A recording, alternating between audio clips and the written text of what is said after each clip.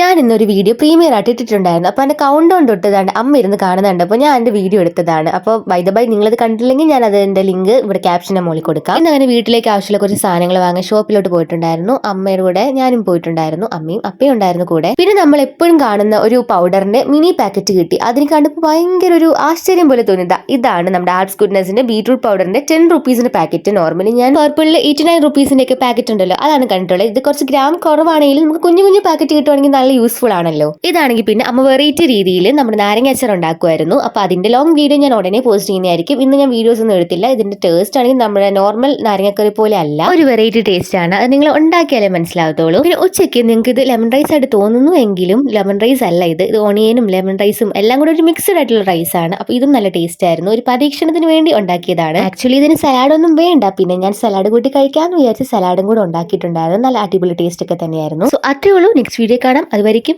By.